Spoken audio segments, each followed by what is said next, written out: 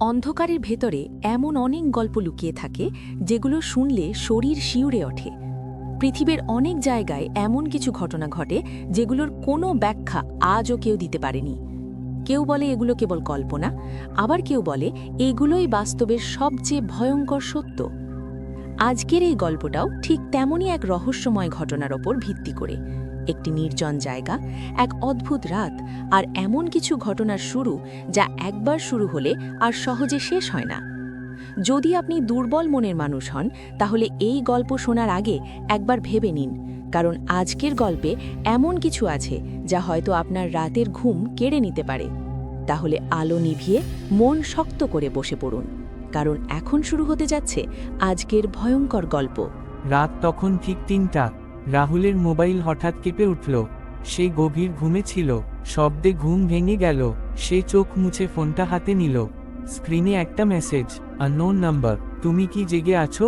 রাহুল বিরক্ত হয়ে ফোনটা পাশে রেখে দিল। এই সময় কে মেসেজ করে? সে আবার ঘুমোতে গেল, কিন্তু কিছুক্ষণ পর আবার সে আবার ফোনটা তুলে দেখল। উত্তর দাও। রাহুল একটু অস্বস্তি অনুভব করল। সে রিপ্লাই দিল, কে তুমি? সাথে সাথে রিপ্লাই এল, আমি তোমার কাছেই আছি। রাহুলের বুক ধড়ফড় করতে লাগলো। সে চারপাশে তাকালো, ঘর একদম ফাঁকা। সে আবার লিখল, মজা করছো? ওপাশ থেকে উত্তর, পিছনে তাকাও। রাহুল ধীরে ধীরে মাথা ঘুরাল। কেউ নেই। সে একটু হাসল, কেউ ভয় দেখাচ্ছে। ঠিক তখনই আবার মেসেজ, এবার আয়নার দিকে তাকাও। রাহুলের শরীর ঠান্ডা হয়ে গেল। তার সামনে একটা ছোট আয়না। সে ধীরে তাকালো। প্রথমে সব ঠিক, কিন্তু কয়েক সেকেন্ড পরে আয়নার ভেতরের রাহুল হাসছে, কিন্তু সে হাসছে না। রাহুল চমকে উঠল। সে ফোনে লিখল, এটা কে করছে? উত্তর এল, আমি তো বলেছিলাম আমি তোমার কাছেই আছি। হঠাৎ ফোনের ক্যামেরা নিজে থেকেই অন হয়ে গেল। স্ক্রিনে দেখা যাচ্ছে রাহুল বসে আছে, কিন্তু তার পিছনে একটা কালো ছায়া দাঁড়িয়ে।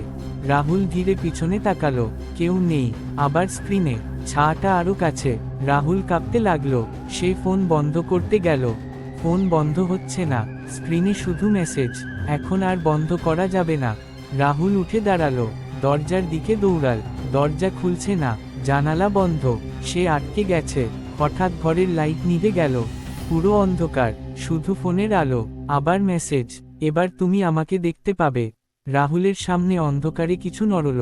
ধীরে ধীরে একটা অবয়ব বেরিয়ে এল। লম্বা, কালো, মুখ দেখা যাচ্ছে না। সে ধীরে ধীরে রাহুলের দিকে এগিয়ে আসছে। রাহুল চিৎকার করল, কিন্তু কোনো শব্দ বের হলো না। অবয়বটা একদম কাছে এসে দাঁড়ালো।